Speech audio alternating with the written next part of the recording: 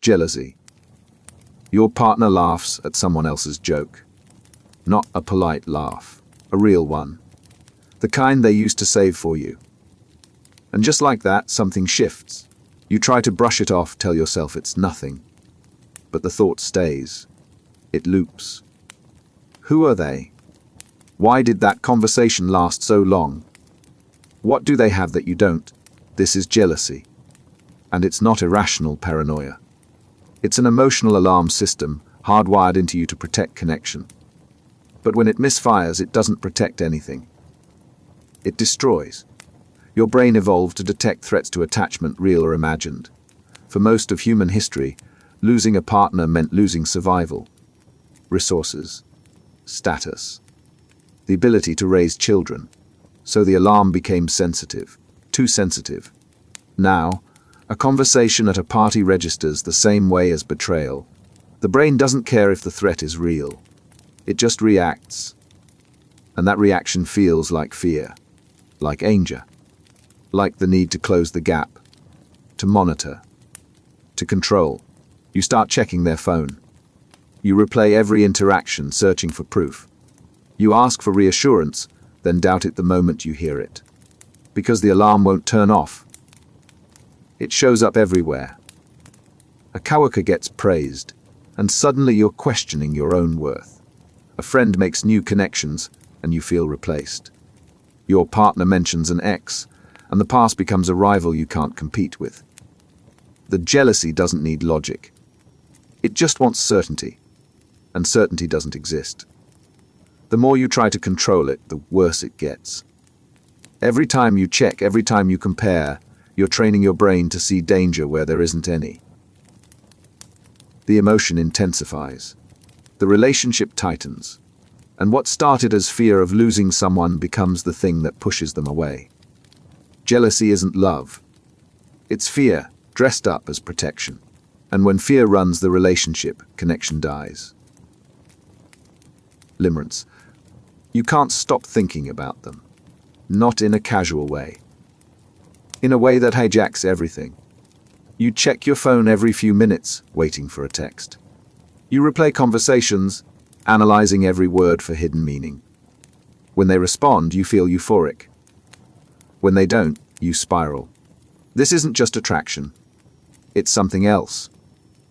This is limerence, an obsessive emotional state that mimics love but operates like addiction. It's not about the person. It's about the high. Limerence happens when uncertainty meets intensity. Your brain craves resolution. When someone shows interest but stays unpredictable, your dopamine system locks on. Every small sign of reciprocation feels like a reward. Every silence feels like withdrawal. The cycle repeats. The obsession deepens. It's why the crush who's hard to read consumes your thoughts more than the partner who's stable. It's why a single late-night text can keep you awake for hours. Your brain isn't responding to who they are. It's responding to the possibility of who they could be. The gap between what you want and what you have. And the feelings are real. The heart races. The stomach drops. You feel more awake than normal life ever makes you feel. But it's not connection. It's projection. You're not falling for them. You're falling for the version of them you've built in your head. Constructed from fragments of interaction and a need you can't even name. In relationships, it shows up as early-stage intensity that people mistake for fate. In friendships, it's the person you can't stop trying to impress.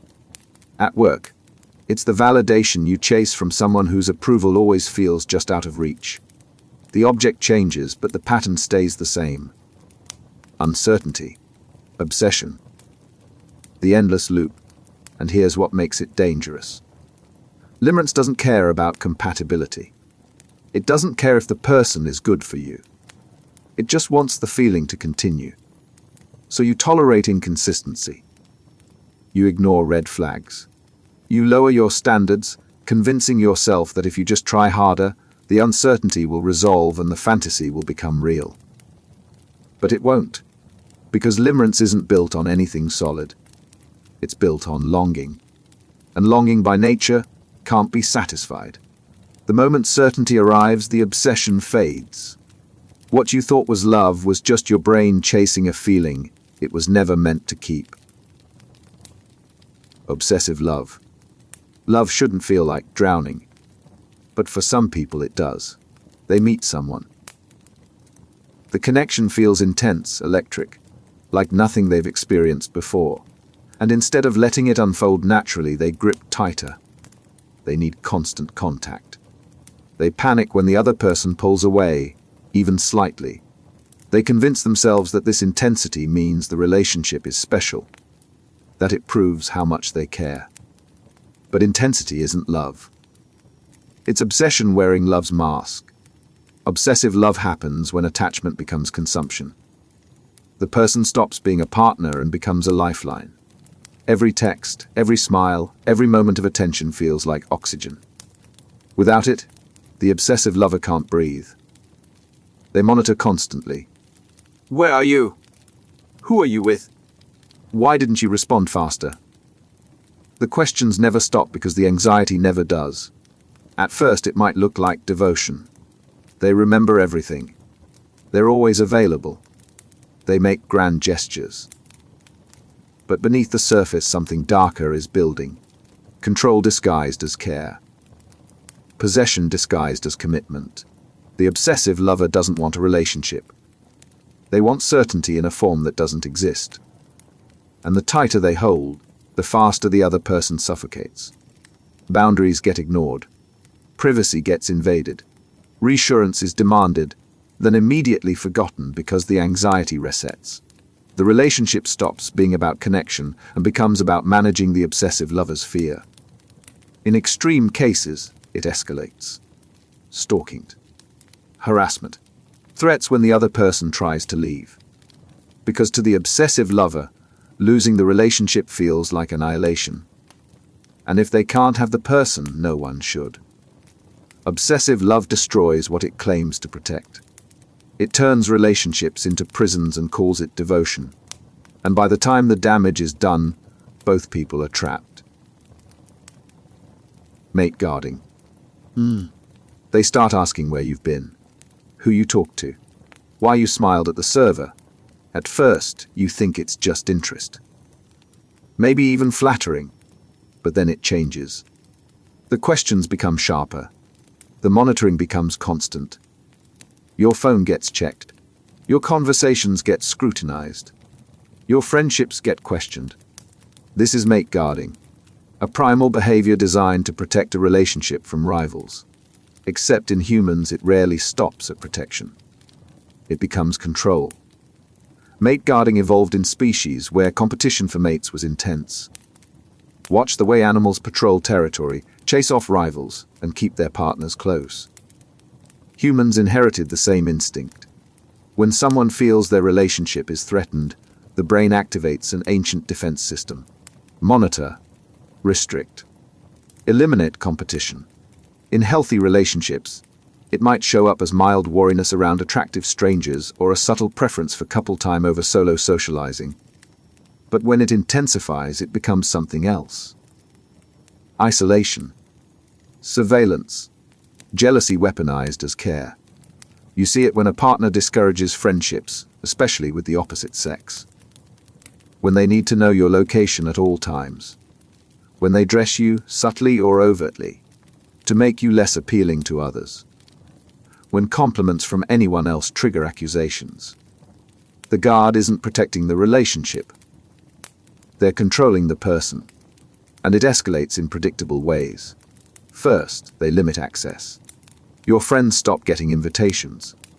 Your coworkers become suspects. Your family gets framed as interfering. Then they demand transparency, passwords, schedules, explanations for every gap in the timeline. Finally, they punish perceived threats, silent treatment, anger, withdrawal of affection. Not because you did anything wrong, because their instinct says you might. Mate guarding doesn't come from love. It comes from fear of losing ownership, and the tighter the guard, the smaller the cage becomes. Possessiveness. What's the difference between caring about someone and needing to own them? At first, the line seems clear. Caring means wanting someone to be happy. Possessiveness means needing them to be yours, regardless of happiness. But in practice, the line blurs fast. Because possessiveness doesn't announce itself. It arrives dressed as affection and only reveals its true face once it's already inside. Possessiveness is the need to claim, not connect. The possessive partner doesn't ask how you're doing. They ask where you've been. They don't celebrate your achievements. They measure how much attention those achievements pull away from them. They don't want you to grow. They want you to stay contained, close, controlled. It shows up in small ways at first.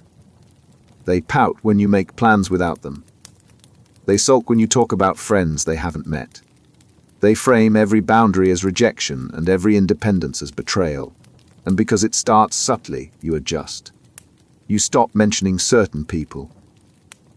You downplay your interests. You shrink to fit the space they've carved out for you. And the possession tightens. They start referring to you as an extension of themselves. My girlfriend. My boyfriend. My person.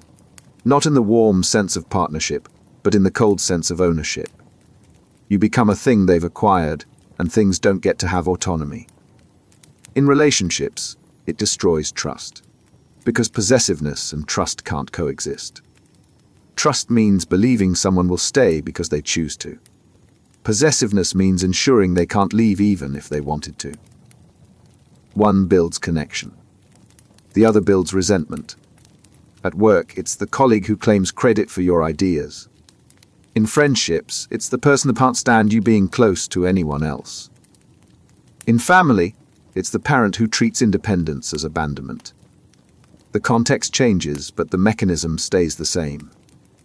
The possessive person needs you to belong to them. And belonging in their mind means losing yourself. Possessiveness kills what it tries to hold. Because people aren't possessions. And the moment you treat them like they are, you've already lost them. Envy. Your friend gets promoted. You smile. You congratulate them. You say all the right things. But underneath, something else is happening. A tightness in your chest. A thought you don't want to admit. Why them and not me? That's envy. Not to be confused with jealousy. Jealousy is about protecting what you have. Envy is about wanting what someone else has. And it doesn't just want the thing. It wants them not to have it. Envy is one of the most corrosive emotions because it operates in silence. You can't admit it. Admitting envy means admitting inadequacy, and no one wants to feel small. So it stays hidden, festering, reshaping how you see the other person. Suddenly, their success isn't earned. It's luck. Timing. Connections. Anything but merit. Because if their success is deserved, then your lack of it becomes a reflection on you. And envy spreads. Your friend buys a house. You're happy for them. But you also start noticing everything wrong with it. The neighborhood. The layout, the price they paid. You don't want the house. You just need it to be less perfect than it seems. Because their gain feels like your loss, even when it isn't. In relationships, envy shows up when your partner gets attention you're not getting. Compliments, opportunities, friendships. Suddenly, you're keeping score. And the score always tilts in their favor, even when it doesn't. At work, it's the coworker whose ideas get praised while yours get ignored. You stop collaborating. You start competing. And competition built on envy doesn't aim for mutual success. It aims for the other person to fall. The cruelest part of envy is that it punishes you more than anyone else. The person you envy doesn't feel it. They're busy living their life. But you're stuck in comparison, measuring your worth against their highlights. And every time they succeed, you lose a little more of yourself. Envy doesn't want you to build. It wants you to tear down. And the more you let it guide you, the smaller your world becomes. Romantic obsession. The first few weeks feel like a dream. They text you constantly. They remember everything you say. They make you feel like the center of their universe. You've never felt this wanted, this seen, this special. And then, slowly, the dream starts to feel like a cage. They need to know where you are. All the time. They get upset when you don't respond fast enough. They start showing up unannounced. They say it's because they care. Because they miss you. Because you're so important to them. And maybe at first you believe it. But romantic obsession isn't love on overdrive. It's consumption disguised as devotion. It starts with intensity that feels flattering. The constant attention. The declarations. The way they organize their entire life around you. But intensity isn't the same as connection. And soon the attention turns into monitoring. The declarations turn into demands. The devotion turns into dependency. They need constant reassurance. Are you thinking about them? Do you still feel the same? Why did you take so long to text back? Who were you with? The questions never end because the anxiety driving them never does. And every answer you give gets analyzed, dissected, doubted. In friendships, it's the person who can't handle you having other friends. At work, it's the colleague who treats professional boundaries like personal rejection. In family, it's the relative who makes your independence feel like betrayal. The relationship becomes their entire world, and they can't understand why it isn't yours. And when you try to create space, they escalate. They panic. They accuse. They make you feel guilty for needing room to breathe. Because to them, distance equals abandonment. And abandonment feels like death. Romantic obsession doesn't build relationships. It suffocates them. What starts as intensity ends in exhaustion, with one person desperately holding on and the other desperately trying to escape. Suspicious jealousy. How do you know they're telling the truth? They say they were at work. But were they? They say the text was from a friend. But which friend? They say nothing happened. But how can you be sure? The doubt creeps in, quiet at first, then louder. And once it starts, it doesn't stop. This is suspicious jealousy. Not triggered by evidence. Triggered by the absence of certainty. Suspicious jealousy doesn't need proof. It feeds on gaps. The hour they didn't text back. The name you don't recognize in their contacts. The way they smiled at someone else. Normal interactions become evidence. Innocent explanations become cover stories. And the more you look for threats, the more you find them, even when they don't exist. The pattern becomes a loop.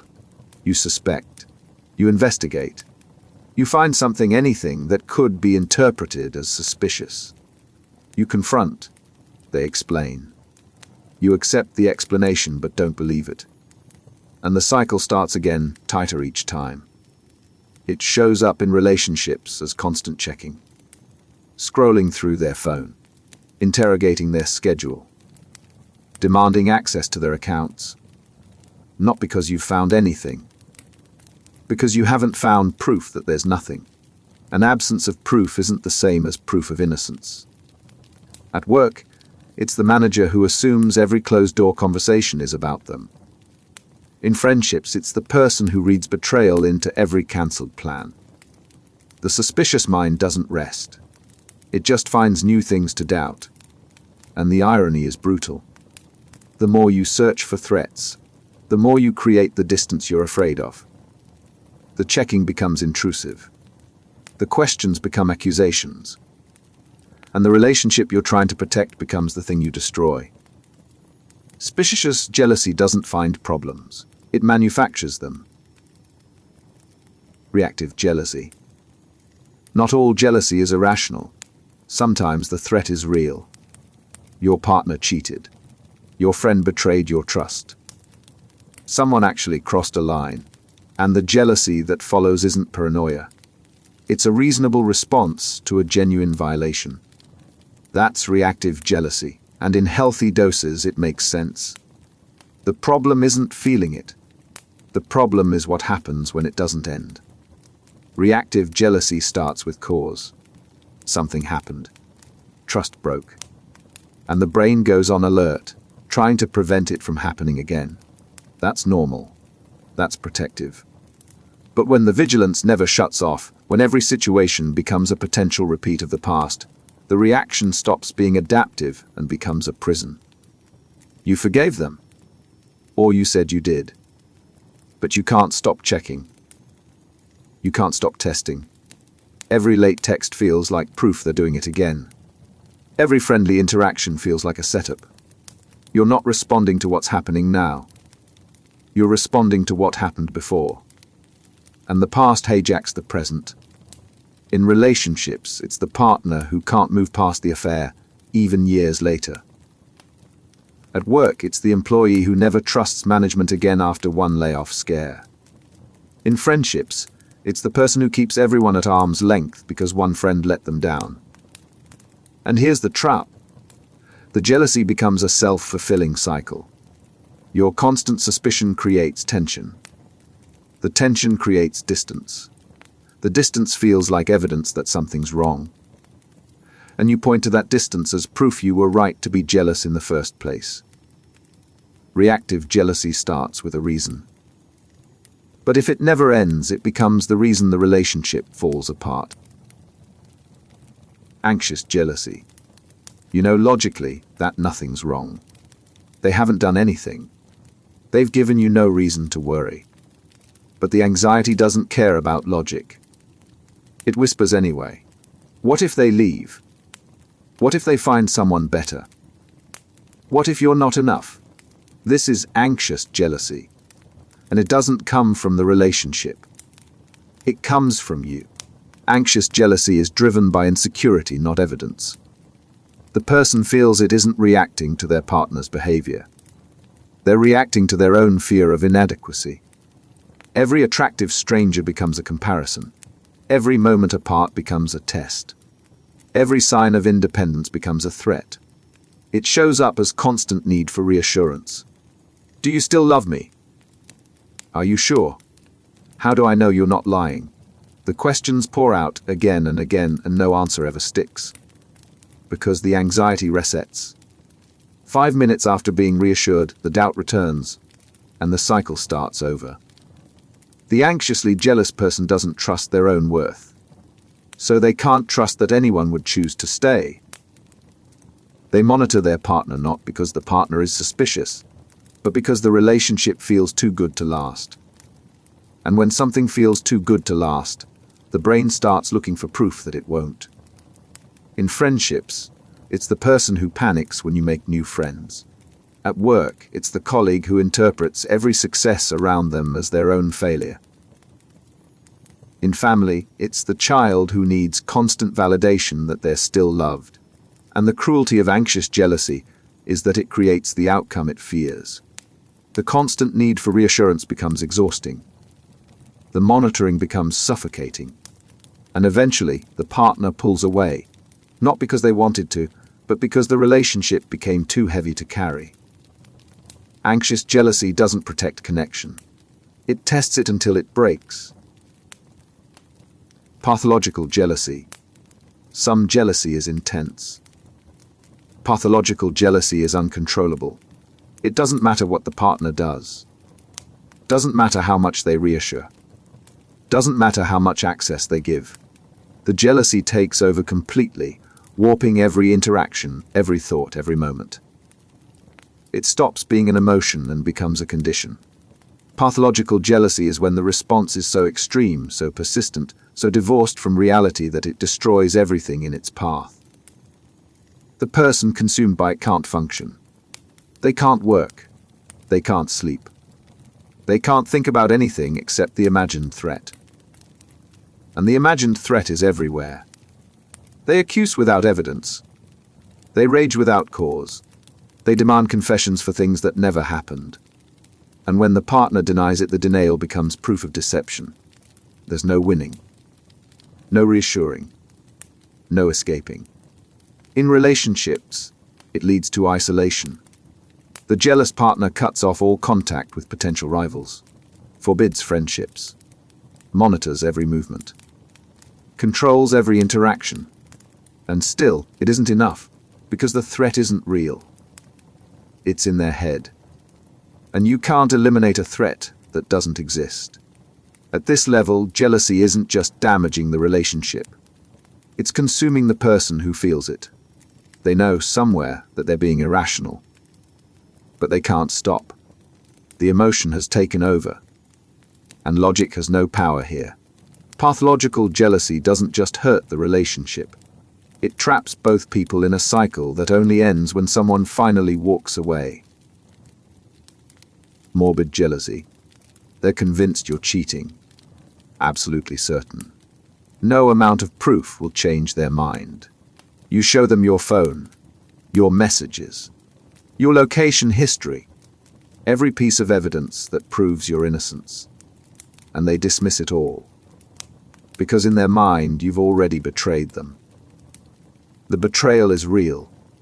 The affair is happening, and nothing you say will convince them otherwise. This is morbid jealousy, also called delusional jealousy, and it's not an emotion. It's a break from reality. Morbid jealousy doesn't respond to evidence because it isn't based on evidence. It's based on delusion. The person experiencing it genuinely believes their partner is unfaithful, even when it's impossible. Even when the partner has done nothing. Even when there's no other person. The belief is fixed, unshakable, immune to reason. It can show up suddenly, often triggered by stress, mental illness, or substance use. The person becomes obsessed with proving the affair. They search for clues that don't exist. They interpret random events as confirmation. A stranger's glance, a delayed text, a change in routine. Everything becomes evidence of infidelity that only they can see. And the accusations get worse. They might follow their partner. Install hidden cameras. Interrogate them for hours. Demand confessions. And when the partner can't confess to something they didn't do, the jealous person sees it as more deception. The denial proves the guilt. In extreme cases, it turns violent. Morbid jealousy has driven people to assault, to harm, even to kill, all in the name of punishing a betrayal that never happened. Because to them, it did happen. Their reality has written itself, and no one can reach them inside it. Morbid jealousy isn't just toxic, it's dangerous. And it doesn't get better on its own. It requires intervention, treatment, and often separation. Because once reality fractures, jealousy stops being an emotion and becomes a threat to everyone involved. Attachment anxiety. Every time they leave the room, your brain starts calculating. How long will they be gone? What if they don't come back? What if this is the moment they realize they don't need you? You know it's irrational. You know they're just going to the store. But the anxiety doesn't care about logic. Attachment anxiety is the constant fear that connection is temporary, that people will leave, that love is conditional, and no amount of reassurance ever makes it stop. It forms early, usually in childhood, when caregivers were inconsistent, present one moment, absent the next. Loving sometimes, cold others. The child's brain learns that connection can't be trusted. That security is always temporary, and that lesson stays hardwired long after childhood ends. In adult relationships, it shows up as clinging. The anxiously attacked person needs constant proof that they're still wanted. They text obsessively. They panic when plans change. They interpret distance as rejection, even when it's just space. Because to them, space feels like the beginning of abandonment. They ask for reassurance, get it, then immediately doubt it. Are you sure you love me? How do I know you're not lying? Why were you gone so long? The questions never end because the fear feeding them never does. And every answer becomes suspect the moment it's given. At work, it's the employee who can't handle criticism without spiraling. In friendships, it's the person who needs constant validation. In family, it's the adult child who still needs their parents' approval for every decision. The attachment anxiety spreads everywhere, poisoning every relationship with the same desperate need for certainty. And the cruelty is that the behavior meant to secure connection destroys it. The constant need becomes exhausting. The questions become accusations. And the person there clinging to starts pulling away, not because they wanted to leave, but because staying became impossible. Fear of abandonment. You're 10 years old. Your parent walks out the door, says they'll be back in an hour. But something in you panics. What if they don't come back? What if the car crashes? What if they leave and never return? You wait by the window, heart racing, until you see them pull into the driveway. And only then can you breathe. That fear doesn't always fade with age. For some, it just finds new targets. Fear of abandonment is the terror that everyone you care about will eventually leave.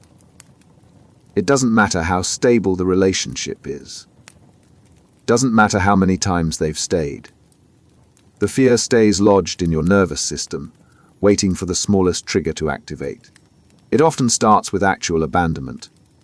A parent who left. A caregiver who disappeared. A relationship that ended without warning. The brain learns that people leave.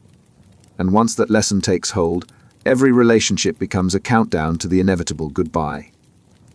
In romantic relationships, it shows up as preemptive strikes. You push them away before they can leave you. You test them constantly, searching for proof they'll stay or proof they'll go. You sabotage the relationship, not because you want it to end, but because waiting for abandonment feels worse than causing it yourself. You interpret normal fluctuations as warnings. They seem tired. They're losing interest. They need space. They're pulling away. They mention an ex. They're comparing you and you're coming up short. The fear hijacks every interaction, turning neutral moments into evidence of impending loss. And here's the trap. The more you brace for abandonment, the more you create it. The accusations become unbearable. The clinginess becomes suffocating.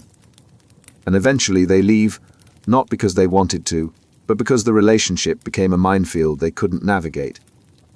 Fear of abandonment doesn't prevent loss. It guarantees it. Dependency need.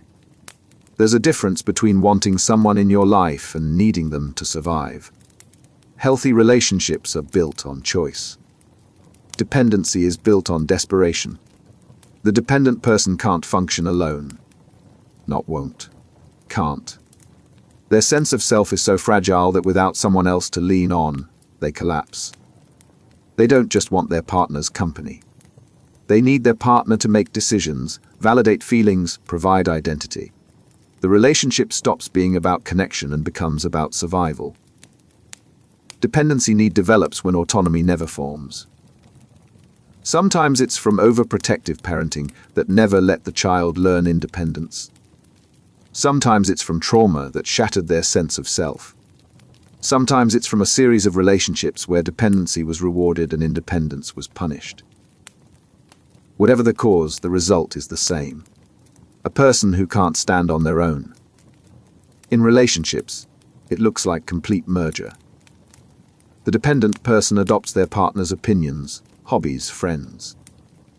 Not because they genuinely share those interests, but because having a separate self feels dangerous. They ask permission for basic decisions. They panic when left alone.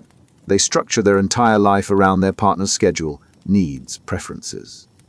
At work, it's the employee who can't make a decision without approval. In friendships, it's the person who becomes whoever their current friend group needs them to be. In family, it's the adult child who never launches, still living in their parents' orbit decades past when they should have left. And the dependent person doesn't see it as a problem. To them, this is love. This is commitment. This is what closeness looks like. They can't understand why their partner feels suffocated, why their friends feel burdened, why everyone eventually pulls away. Dependency doesn't create intimacy. It creates a prison where one person carries all the weight and the other forgets how to walk. Object constancy deficit. Most people have a mental anchor. When someone they love is out of sight, they still exist, still care, still matter. The connection persists even in absence. That's object constancy. And some people never develop it. Without object constancy, out of sight truly means out of mind. Not intellectually.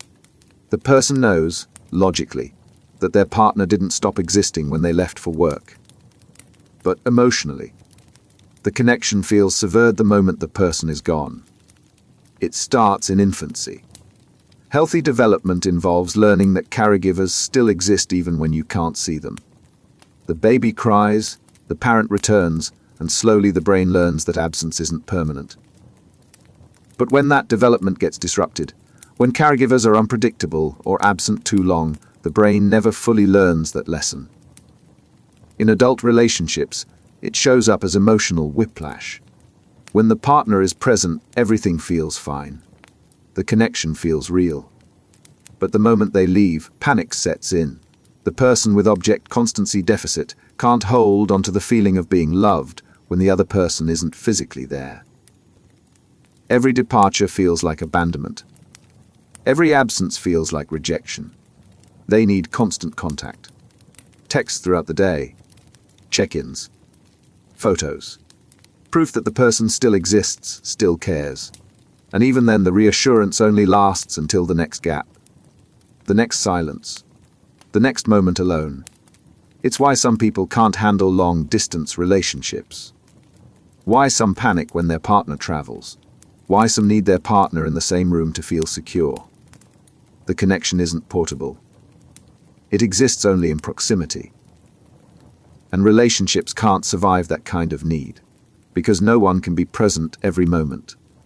No one can provide constant proof of existence.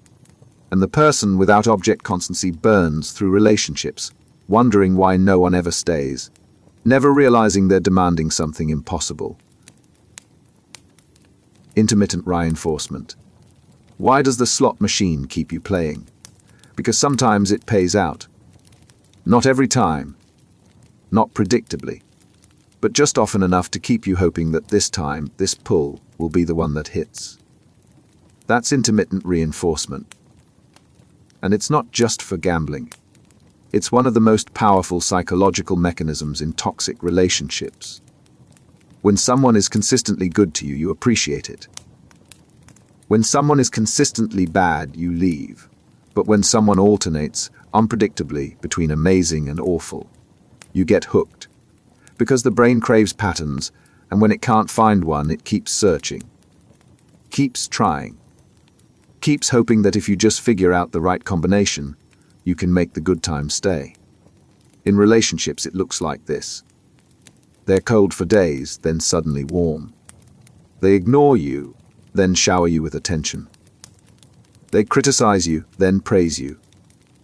And you can't predict which version you'll get, so you keep trying. Keep adjusting. Keep working harder to earn the good version. It's why people stay in relationships that are clearly damaging. The bad times should be enough to leave. But the good times, the moments of warmth and affection and connection, they override the bad. Because they're unpredictable. And unpredictable rewards are more addictive than consistent ones. The person delivering intermittent reinforcement might not even be doing it intentionally. They might be genuinely inconsistent, swinging between affection and withdrawal based on their own issues. But intentional or not, the effect is the same. The other person gets trapped, chasing the high of the good moments, tolerating increasing amounts of bad to get there. And the cycle deepens. Because the longer you stay, the more you've invested. And the more you've invested, the harder it is to walk away. You start believing that if you just try harder, give more, endure more, you can stabilize the pattern. You can make the good version stay. But you can't. Because intermittent reinforcement isn't about you. It's about the pattern. And patterns like this don't resolve. They just repeat until someone finally breaks free. Trauma bonding. Love shouldn't hurt. But sometimes pain becomes the glue.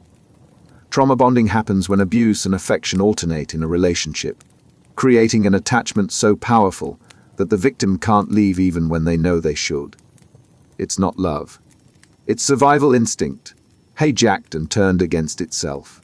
It works because of intermittent reinforcement taken to the extreme. The abuser creates intense pain, fear, humiliation. Then, just when the victim is at their lowest, the abuser provides relief.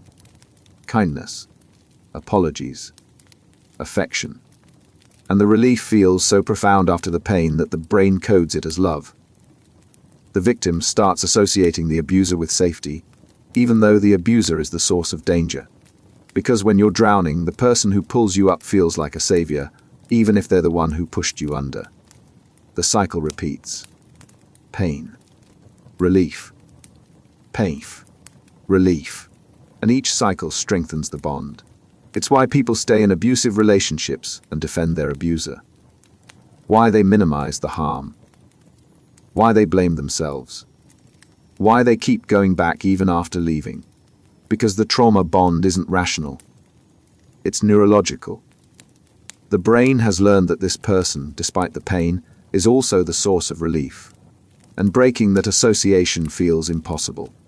In cults, it's the member who endures abuse but can't imagine leaving. At work, it's the employee who tolerates mistreatment because occasionally they get praised. In family, it's the child who grows into an adult still seeking approval from the parent who hurt them. Trauma bonding doesn't happen in consistently bad relationships. It happens in relationships where the bad is punctuated by just enough good to keep you hoping. And that hope becomes a trap more secure than any chain. Comparison envy. You're scrolling through social media. A friend just posted vacation photos. Beach, sunset, perfect lighting. And something twists in your chest. Not happiness for them. Something darker. You close the app, but the feeling stays. Why do they get that and I don't? Comparison envy is what happens when other people's wins feel like your losses. And in a world designed for constant comparison, it's everywhere. The brain wasn't built for this. For most of human history, you compared yourself to maybe 100 people. Your village, your tribe. Now you compare yourself to billions. Every highlight reel. Every success story. Every filtered, curated, polished version of a life you'll never see behind the scenes. And the comparisons are relentless. Someone got engaged. You're still single. Someone bought a house. You're still renting. Someone got promoted. You're still stuck. Each update becomes a measurement. Each measurement becomes a judgment. And slowly their success stops feeling like their achievement and starts feeling like your failure. It doesn't matter that comparison is irrational, that their gain isn't your loss. That success isn't zero-sum. The envy doesn't care about logic. It just knows that they have something you want, and you don't have it, and that gap feels unbearable. So you start keeping score, counting their wins against your losses. And the score always tilts in their favor, even when it doesn't. Because comparison envy isn't about reality. It's about perception. And perception, when filtered through insecurity, warps everything. In relationships, you compare your partner to other people's partners. At work, you compare your progress to your colleagues. In friendships, you compare closeness, popularity, success. And every comparison chips away at your ability to be happy with what you actually have. Comparison envy doesn't motivate you to build. It convinces you that everyone else is winning and you're falling behind. And the more you compare, the smaller your world becomes. Status anxiety. Walk into any room and your brain immediately starts calculating. Who's more successful? Who has more influence? Who's higher on the ladder? You don't even realize you're doing it. But the calculation is always running. Status anxiety is the fear that you don't measure up. That in the hierarchy of achievement, respect, importance, you're lower than you should be. And that fear doesn't just sit quietly. It drives everything. Humans are deeply hierarchical. We evolved in groups where status determined access to resources, mates, safety. Being low status meant vulnerability. So the brain learned to track it obsessively. And even though modern life doesn't work the same way, the instinct remains. You see it in how people introduce themselves. Not with hobbies or interests. With job titles, credentials, achievements. Because status markers are how we signal worth. And when your markers don't match up, the anxiety kicks in. It shows up as constant comparison. You walk into a party and immediately scan the room. Who's more important than you? Who should you talk to? Who should you avoid? The entire interaction becomes a status negotiation, and you can't relax because you're too busy measuring where you stand. At work, it's checking who got promoted, who got the bigger office, who got invited to the meeting you weren't. In social circles, it's tracking who has more friends, more followers, more invitations. In family, it's who's doing better, who's more successful, who's the favorite. And status anxiety doesn't just make you miserable. It makes you behave in ways that guarantee you stay miserable.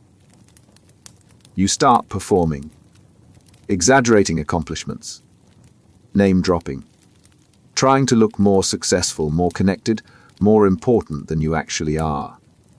Because the anxiety tells you that if people see the real you, they'll rank you lower. But the performance is exhausting. And the more you play the status game, the more you lose yourself in it. Until you forget what you actually value and only care about what other people think you should. Rivalry sensitivity. Why does one person's success bother you so much more than everyone else's? Your coworker gets promoted and you barely notice. Your friend gets promoted and it consumes you. Same event, different reaction. That's rivalry sensitivity. And it's hardwired. Rivalry sensitivity is heightened awareness of specific competitors. Not everyone, just the people close enough to threaten your position.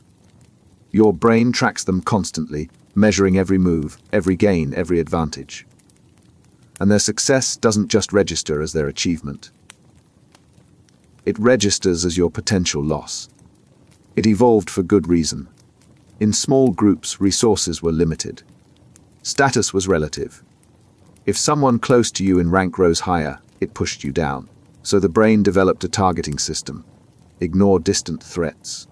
Focus on the ones nearby.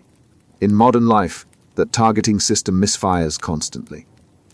Your college roommate becomes your rival because you started in the same place. Your younger sibling becomes your rival because you're supposed to be ahead. Your work peer becomes your rival because you were hired the same year. And the rivalry doesn't need logic. It just needs proximity. Same industry, same age, same background, same starting point. Anything that makes the comparison feel relevant activates the sensitivity. And once activated, you can't stop tracking them. You check their social media. You ask mutual friends about them. You compare timelines. And every time they move forward, you feel it as a setback, even when it doesn't actually affect you. Their raise doesn't take money from your account. Their success doesn't block yours. But it feels like it does. Because rivalry sensitivity isn't about reality. It's about relative standing. And when someone you're tracking pulls ahead, your brain interprets it as falling behind, even when you're standing still. The irony is brutal. The energy you spend tracking your rivals could go toward your own progress.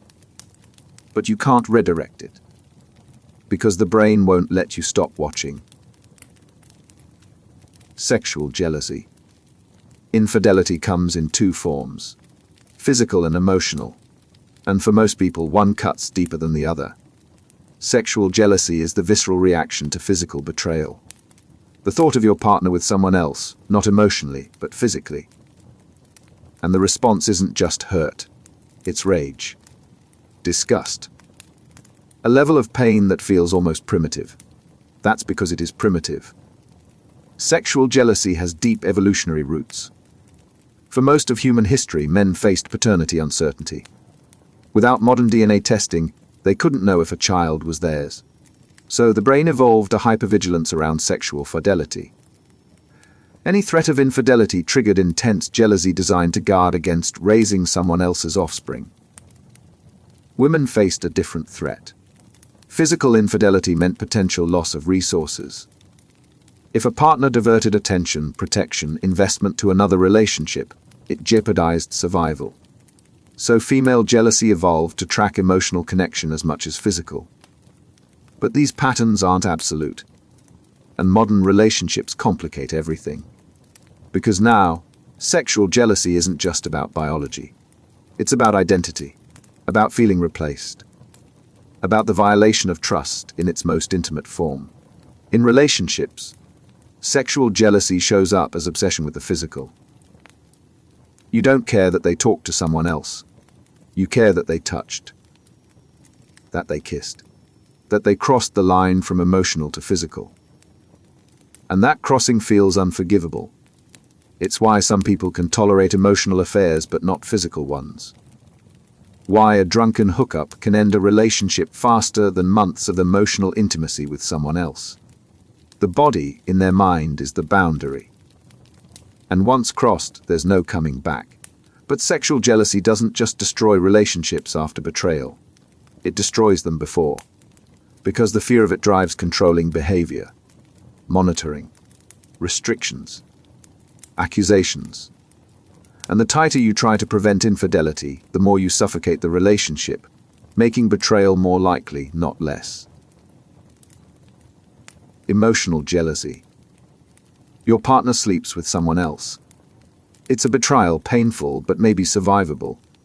Your partner falls in love with someone else. That's annihilation. For some people, the physical act isn't the deal breaker. The emotional connection is. And emotional jealousy, the fear of being replaced in someone's heart rather than their bed, can be even more devastating than the sexual kind. Emotional jealousy focuses on intimacy, not bodies. It's the fear that your partner shares thoughts, feelings, connection with someone else. That they laugh with them, confide in them, turn to them for comfort. That the emotional space you thought was yours gets occupied by someone else. It shows up differently than sexual jealousy. You don't panic when your partner talks to an attractive stranger at a party. You panic when they light up talking to someone who understands them. When they text someone late at night. When they mention a name too often.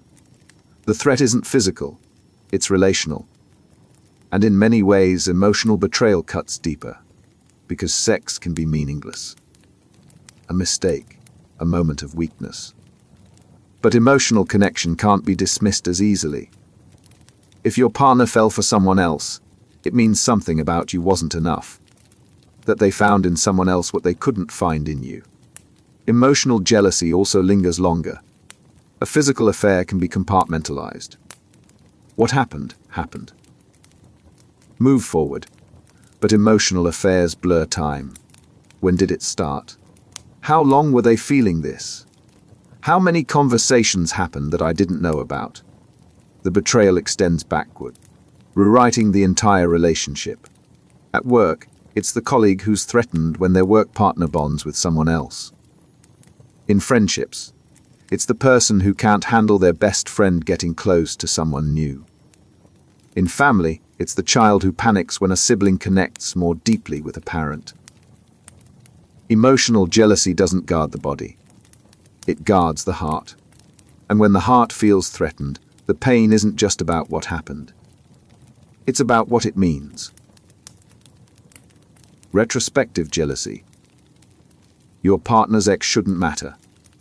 They're in the past. The relationship is over. You're the one here now. But you can't stop thinking about them. Retrospective jealousy is jealousy aimed at the past. At relationships that ended before you even existed. At people your partner hasn't seen in years. At experiences you weren't part of. And no matter how irrational it seems, the jealousy feels real. It starts with questions. What were they like together? Did they laugh more? Was the sex better? Did your partner love them more than they love you? And once the questions start, they don't stop. You ask for details. You search for photos. You compare yourself to someone who isn't even in the picture anymore. The psychology is brutal. Retrospective jealousy isn't about the ex being a current threat. It's about insecurity. About the fear that you're not your partner's first choice. That you're the backup. The second best. The one they settled for after someone else got away. And the past feels impossible to compete with. Because it's frozen. Idealized. Your partner doesn't remember the fights, the frustrations, the reasons it ended. They remember the highlights. And those highlights become a standard you can never meet. It shows up as interrogation. Tell me about them. What did they look like? What did you do together? And every answer feeds the jealousy instead of calming it. Because you're not looking for reassurance. You're looking for proof that you're not enough. In relationships, it's the person who can't handle hearing their partner mention an ex. Who panics when they see old photos. Who demands to know every detail of past relationships, then regrets asking. The partner's past becomes a rival that can't be defeated because it no longer exists. And retrospective jealousy doesn't protect the current relationship. It poisons it. Because you're fighting ghosts. Competing with memories. Demanding your partner erase a history they can't change. And the more you push, the more they pull away, until the jealousy creates the very abandonment it fears. Preoccupation with fidelity. Are they faithful? Really faithful? How can you be sure? You say you trust them. But do you? Because if you really trusted them, you wouldn't still be thinking about it.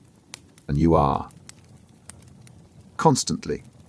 Preoccupation with fidelity is when the question of whether your partner is loyal becomes the only question that matters. It consumes you.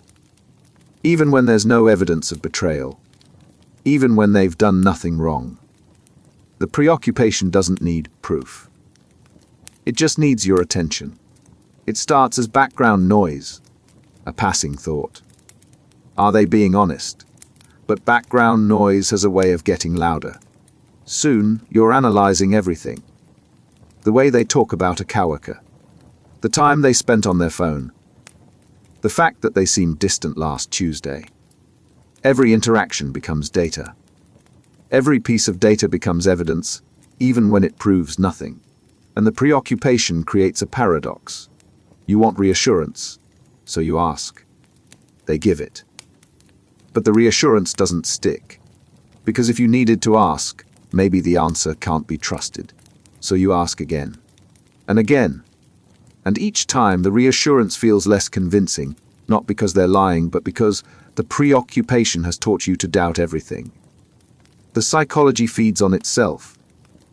The more you focus on fidelity, the more threats you see. The more threats you see, the more vigilant you become. The more vigilant you become, the more you find to worry about. And the cycle tightens until fidelity stops being one aspect of the relationship and becomes the entire relationship. It shows up as constant testing. Small traps to see if they'll lie. Checking their story against itself for inconsistencies. Watching their reaction when someone attractive walks by. You're not maintaining trust. You're manufacturing doubt. And here's the damage. Preoccupation with fidelity doesn't protect the relationship. It corrodes it. Because trust isn't something you verify constantly. It's something you give. And once you stop giving it, the relationship dies whether they were faithful or not. Monitoring behavior. You check their location. Just once. Just to see where they are. They said they'd be at the gym. And they are. So you feel better. For about an hour. Then you check again. Monitoring behavior is the compulsive need to track, observe, and verify a partner's movements, conversations, and interactions. And once it starts, it rarely stops. It begins with a justification. You're not spying. You're just staying informed. You're not controlling. You're just being aware. And maybe the first time that's even true, but monitoring doesn't stay rational. It escalates. First, it's checking their location once a day, then twice, then every hour, then every time your anxiety spikes. You tell yourself you'll stop once you feel secure, but security never comes, because monitoring doesn't reduce anxiety. It feeds it. Next, you expand the scope. Location isn't enough.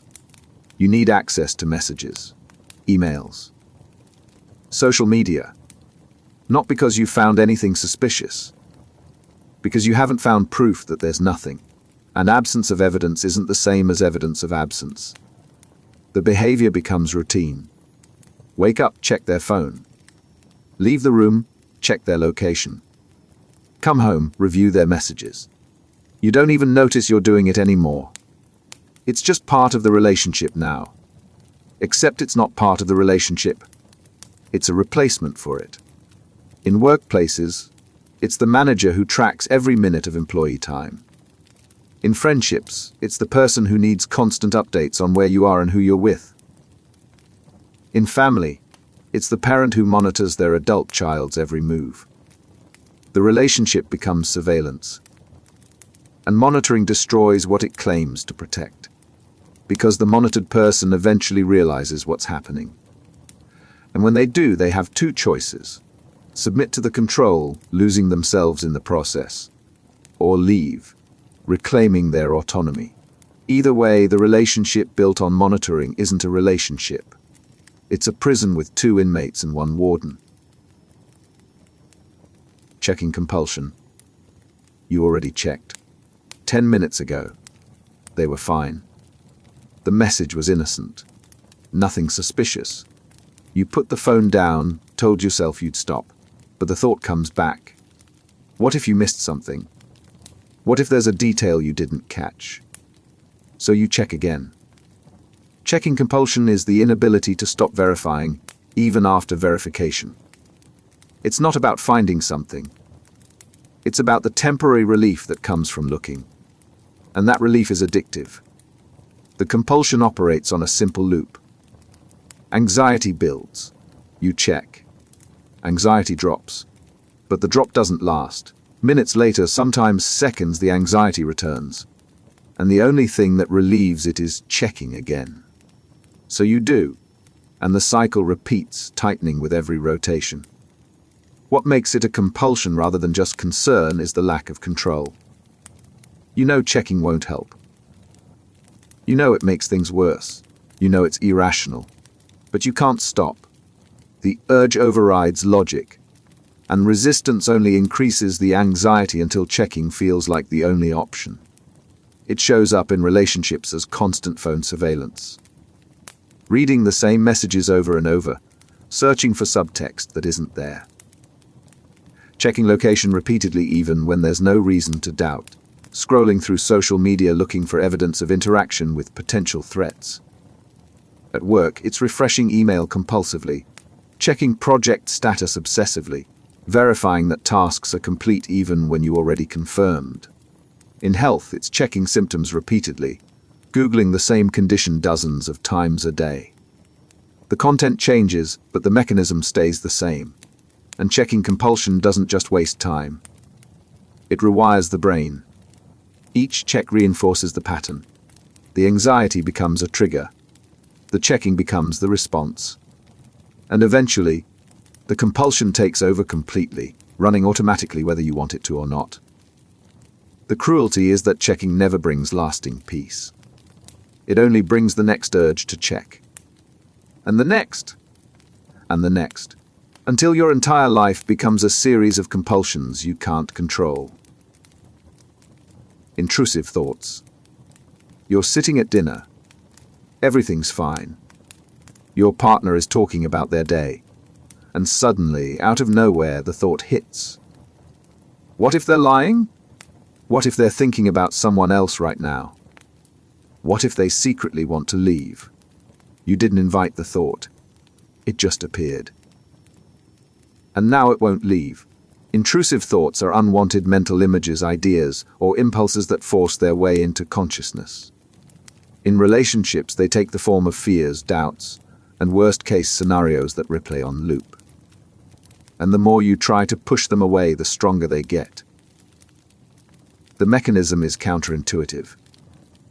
When you tell yourself not to think about something, your brain has to keep checking whether you're thinking about it.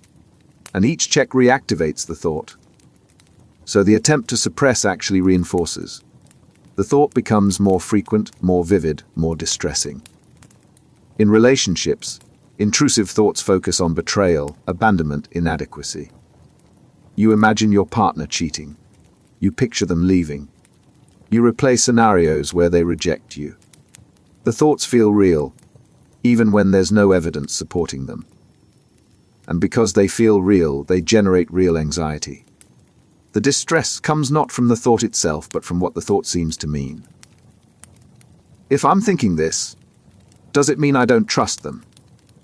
Does it mean something's wrong with the relationship? Does it mean I'm going crazy? The thought becomes a referendum on your mental state, your relationship, your worth.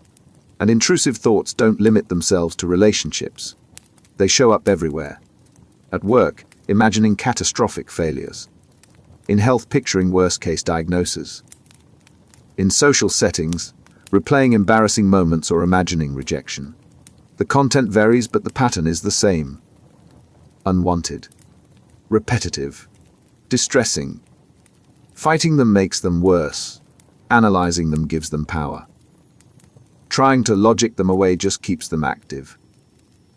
The only way through is to let them exist without reacting, but that's nearly impossible when the thought is attacking something you care about.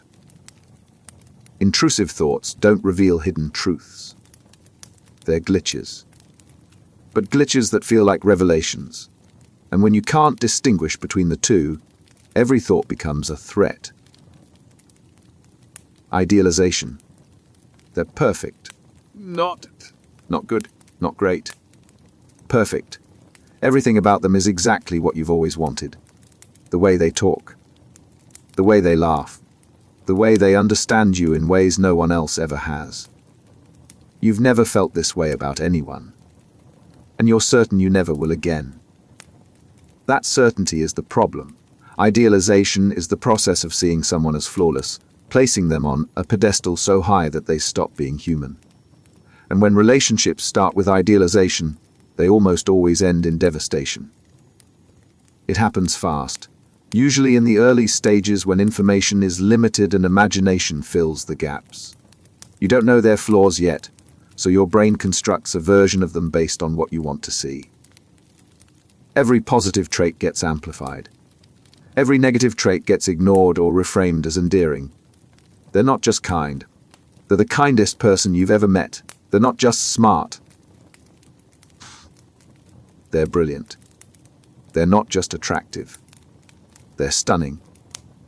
And every interaction confirms what you already believe, because you're filtering everything through idealization. The psychology is driven by need.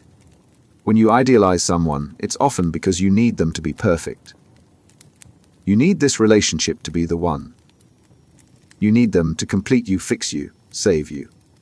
So you project perfection onto them, ignoring evidence that contradicts the image.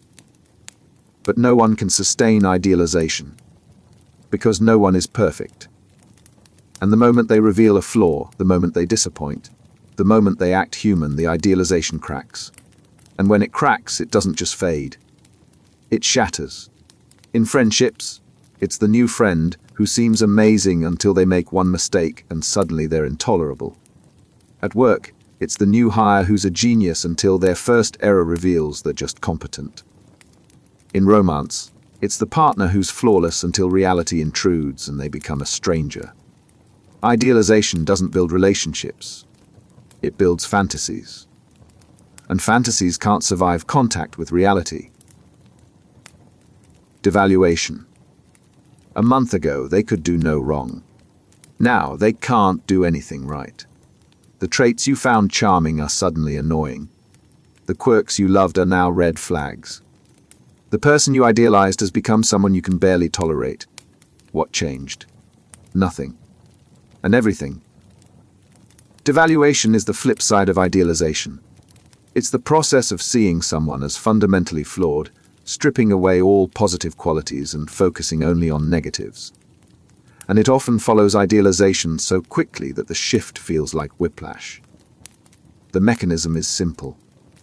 When you idealize someone, you set an impossible standard. They're not allowed to be human. They're not allowed to make mistakes. They have to be perfect. And the moment they're not, the disappointment is catastrophic. But instead of adjusting expectations, instead of recognizing that perfection was never real, the brain swings to the opposite extreme.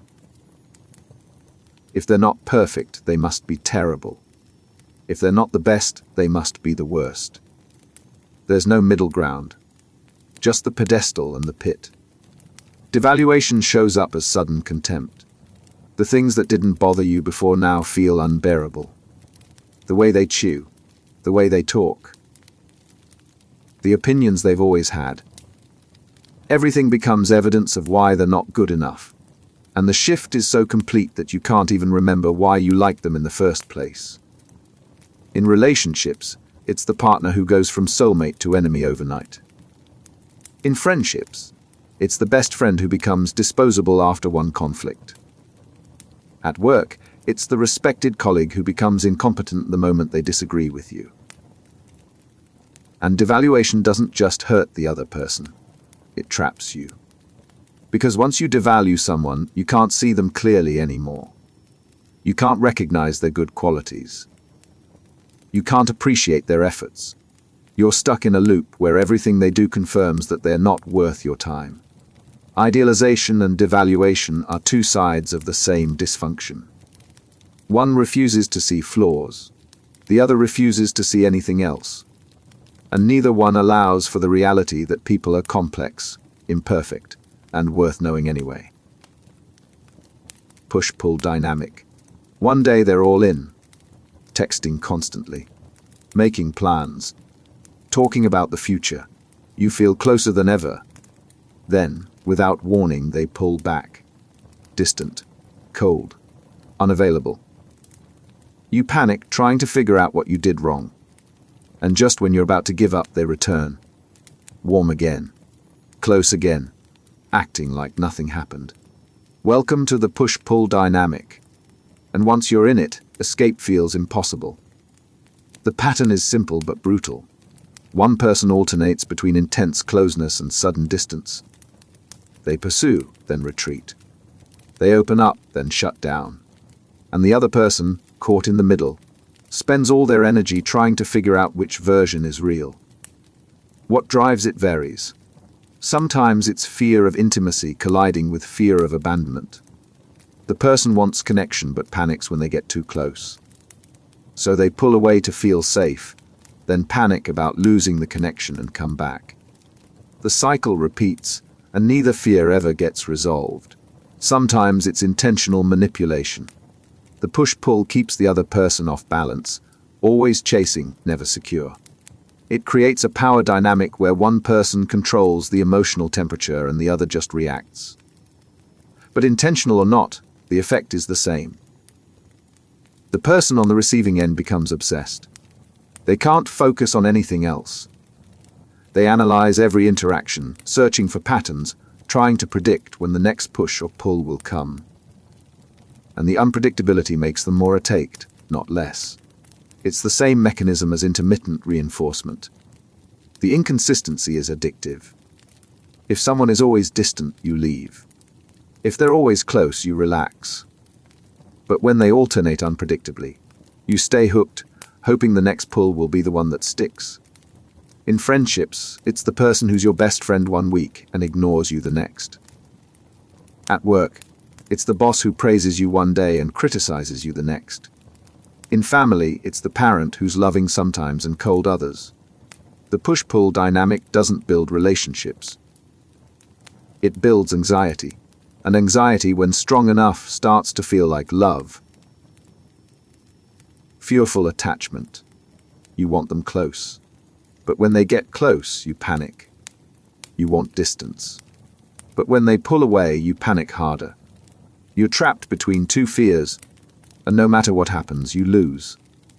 This is fearful attachment, also called disorganized attachment, and it's one of the most painful ways to experience relationships.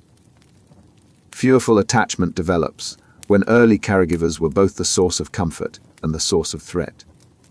The child needed them but was also afraid of them. The brain learned that closeness means danger, but distance means abandonment. So it never figured out a stable strategy, just conflicting impulses that war with each other constantly. In adult relationships, it shows up as constant contradiction. You pursue someone, then sabotage the relationship when they reciprocate. You crave intimacy, then feel suffocated the moment you get it. You fear being alone, but you also fear being trapped. And there's no middle ground. Just two extremes pulling you in opposite directions. The internal experience is chaos. You can't trust your own feelings because they shift so fast. One moment you're certain this person is right for you. The next moment you're certain you need to leave. And both feelings are intense, overwhelming, impossible to ignore. It's why people with fearful attachment often end up in toxic relationships. Because healthy, stable relationships feel wrong. Too calm. Too predictable. The absence of chaos registers as absence of connection. So they either create drama to feel something or leave to find it elsewhere. At work, it's the employee who wants responsibility but panics when they get it. In friendships, it's the person who gets close then disappears. In family, it's the adult child who craves approval but rejects it when offered. And fearful attachment doesn't just hurt relationships. It fractures the self. Because when your needs contradict each other, when closeness and distance both feel dangerous, you can't build a stable sense of who you are or what you want. You're just stuck in permanent conflict, unable to move forward or back. Codependency. Healthy relationships are built on two people who can stand alone but choose to be together. Codependency is built on two people who can't stand alone at all. The codependent person doesn't just want to help. They need to be needed. Their entire sense of worth is tied to how much they give, how much they sacrifice, how indispensable they make themselves. And without someone to save, they collapse. It starts with good intentions. They're caring. Supportive. Always there when you need them. But the support isn't about you. It's about them. They're not helping because you asked. They're helping because they need the role. And the moment you don't need them anymore, they feel threatened. So they enable. They take on problems that aren't theirs. They solve issues you should solve yourself. They make themselves essential, not through partnership, but through creating dependency. And over time, you stop growing because they won't let you, because your independence is their death. The psychology runs deep. Often it forms in childhood, where the person learned that their value came from taking care of others. Maybe they had an unstable parent they had to manage. Maybe they were praised for being helpful and ignored otherwise. Whatever the cause, the lesson stuck. Love means sacrifice. Worth means usefulness, and being needed means being safe. In romantic relationships, it's the partner who can't let you handle your own problems, who inserts themselves into every difficulty, who makes your struggles about their ability to fix you. The relationship becomes caretaking, not partnership. At work, it's the colleague who takes on everyone's tasks, then resents that no one appreciates them. In friendships, it's the person who gives endlessly but keeps score secretly. In family, it's the parent who won't let their adult child make mistakes. And codependency destroys both people. The codependent person burns out, resentful and exhausted. The other person never learns to stand on their own. And the relationship, built on need rather than choice, can't survive the moment either person starts to heal. Erotomanic Ideation. They smiled at you once. Or maybe they didn't, but you thought they did. And from that single moment, you built an entire relationship in your head. They love you. They just can't say it. But you know. You can see it in the way they looked at you, in the way they exist. Erotomanic ideation is the delusional belief that someone, usually someone of higher status or completely unavailable, is in love with you. And no amount of evidence to the contrary will break the belief. It's not just wishful thinking. It's a fixed delusion. The person experiencing it genuinely believes the relationship exists. They interpret every neutral action as a secret message. A public figure mentions a topic you like. That's a sign. A colleague walks past your desk. That's communication. They don't respond to your messages. That's because they have to keep it secret. The psychology is rooted in need, often extreme loneliness or a desire for validation from someone perceived as special. The brain latches onto the idea of being loved by this person because it fills a void nothing else can. And once the belief forms, it becomes self-reinforcing. Every ambiguous event gets interpreted as confirmation. In extreme cases, it escalates. The person starts contacting the object of their delusion, sending messages, showing up, convinced that if they just make their feelings known, the other person will finally acknowledge what's already there. And when the other person rejects them, the rejection gets reinterpreted. They're being tested, or forced to deny their feelings, or waiting for the right moment. It's different from a crush or infatuation. Those fade when reality intrudes.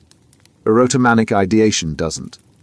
It persists despite rejection, despite restraining orders, despite the other person's explicit statements that the feelings aren't mutual. It shows up in celebrity obsession, in workplace fixations, in religious contexts where someone believes a spiritual figure has chosen them. The delusion adapts to the situation, but the core remains. An unshakable belief in a relationship that doesn't exist. And it's dangerous. Not always violent, but intrusive. The person experiencing it doesn't see themselves as a threat. They see themselves as a lover waiting to be recognized. And that gap between perception and reality creates situations no one can resolve safely. Romantic rejection sensitivity. You ask someone out. They say they're busy. They probably are. But your brain doesn't hear busy. It hears rejection, and it doesn't stop there. It replays the interaction for days. What did you do wrong? Why don't they like you? What's wrong with you that makes you unlovable? Romantic rejection sensitivity is the heightened awareness of and reaction to any sign of romantic disinterest. And once it develops, every interaction becomes a minefield. It forms from repeated rejection or from early experiences where love felt conditional.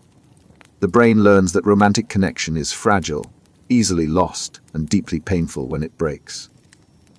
So it becomes hypervigilant, scanning for threats, interpreting ambiguity as rejection even when it isn't. Someone doesn't text back immediately. They've lost interest. A date suggests rescheduling. They're pulling away. A partner seems distracted. The relationship is ending. The sensitivity doesn't wait for evidence. It assumes the worst and reacts before reality has a chance to prove otherwise. And the reactions are intense, not just disappointment, shame, despair, a sense of worthlessness that floods in the moment rejection, real or perceived, occurs. The emotional response is so disproportionate that it drives behavior designed to prevent rejection at all costs. You become overly agreeable. You suppress your needs. You monitor your partner constantly for signs they're losing interest.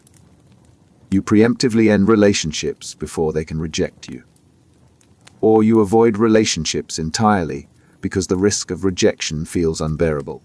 In dating, it's the person who reads too much into every interaction, who interprets a slow reply as disinterest and withdraws completely, who can't handle constructive feedback because it feels like personal rejection.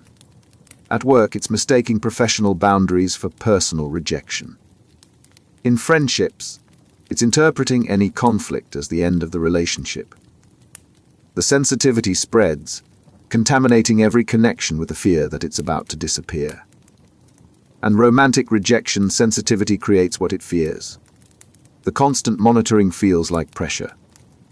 The need for reassurance becomes exhausting. The preemptive withdrawal pushes people away.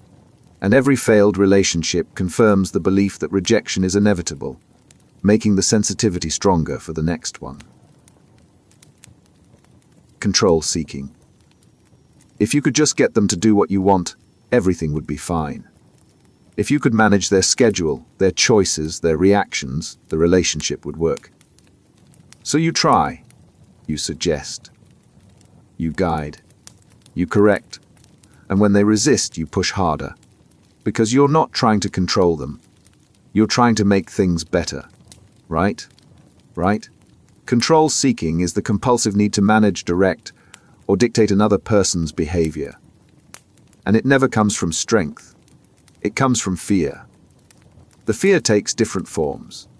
Fear of abandonment drives you to control them so they can't leave. Fear of inadequacy drives you to control them so they reflect well on you. Fear of chaos drives you to control them so life feels predictable. But whatever the fear, the response is the same. Tighten the grip. It starts subtly. You offer advice. You make suggestions about what they should wear, who they should see, how they should spend their time. And maybe at first they take the advice.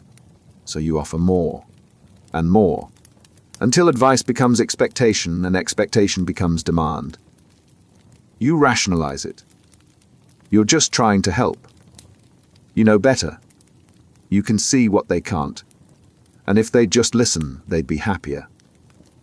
But underneath the rationalization, the real motive is clear. If you control them, you control the outcome. And if you control the outcome, you feel safe. But control doesn't create safety. It creates resentment. The controlled person starts to feel suffocated. They stop sharing because they don't want your input. They start lying because honesty leads to lectures. They withdraw, not because they want to, but because it's the only space you haven't invaded. In relationships, it's the partner who manages every aspect of your life. What you eat, where you go, who you talk to. Not out of care, but out of need to eliminate uncertainty. At work, it's the micromanager who can't delegate. In friendships, it's the person who dictates group plans and punishes anyone who deviates. And control-seeking traps both people. The controller becomes more anxious, not less, because control is never complete. There's always something they can't manage.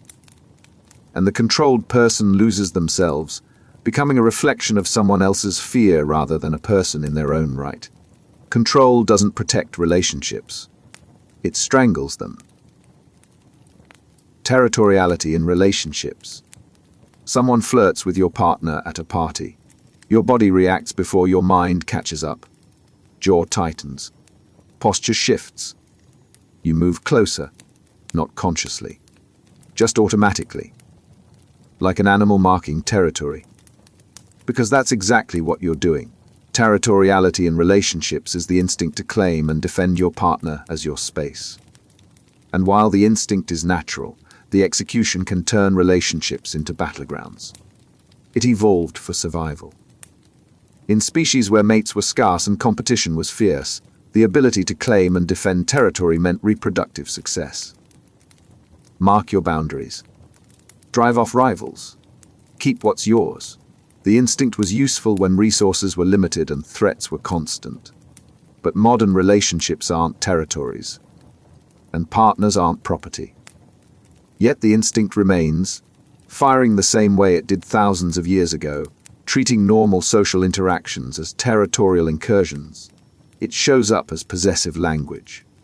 My girlfriend, my boyfriend, not in the warm sense of connection, but in the cold sense of ownership. It shows up as boundary enforcement.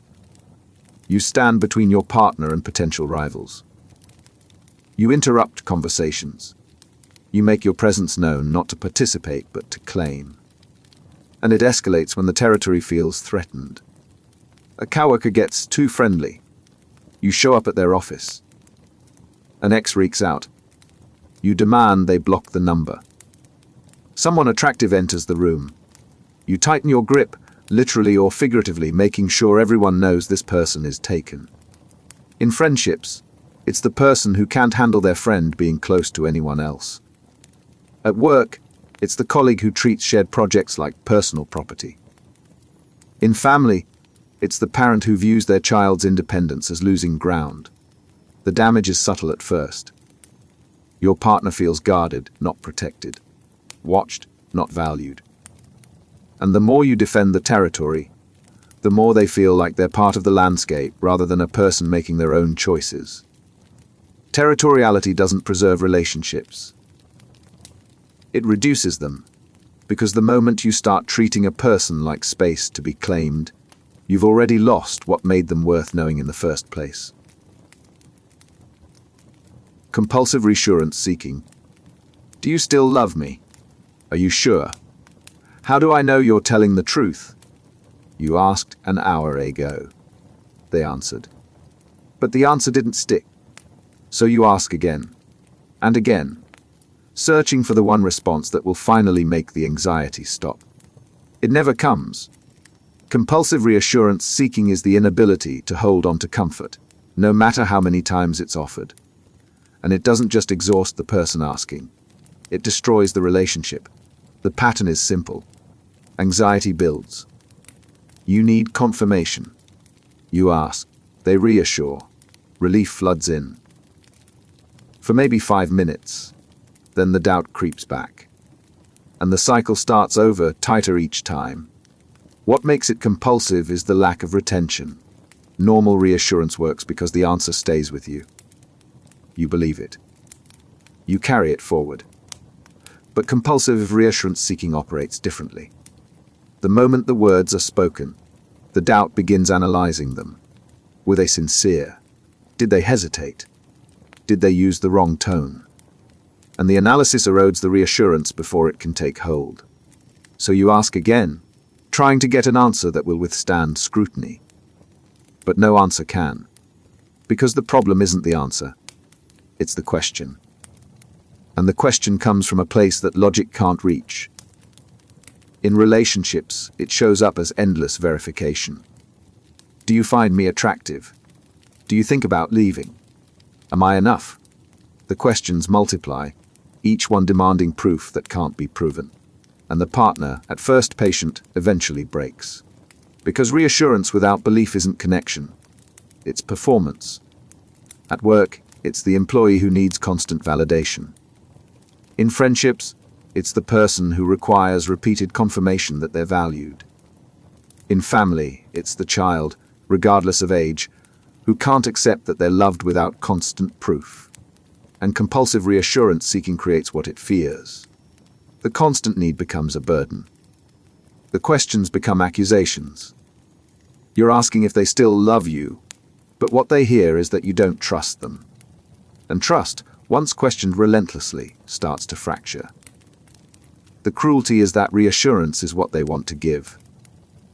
But when nothing they say is ever enough, they stop trying. Not because they stopped caring, but because the task became impossible. Separation protest. They're leaving for a business trip. 3 days. You know it's work. You know it's necessary. But the moment they start packing, something inside you panics. You pick a fight. You get clingy. You find reasons they shouldn't go. And when they leave anyway, the world feels wrong until they return. This is separation protest, an emotional alarm that fires when distance feels like abandonment. It's hardwired, especially in early attachment. Infants cry when caregivers leave because evolutionarily separation meant danger. The caregiver's return taught the brain that absence is temporary. But when that lesson doesn't stick, when early separations were unpredictable or prolonged, the brain never learns to tolerate distance. In adult relationships, separation protest shows up as disproportionate distress.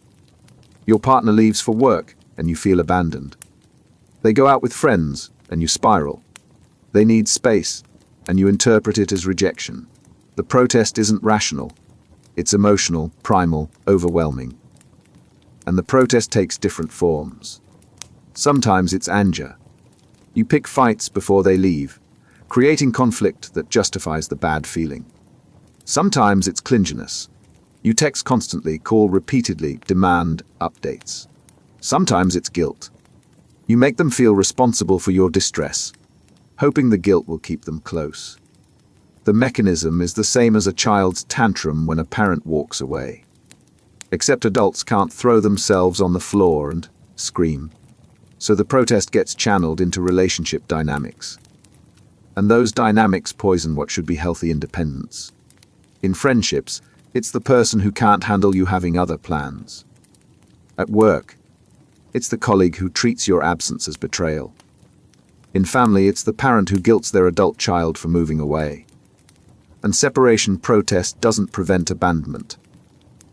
It creates it, because no one can stay close to someone who treats every separation like a crisis.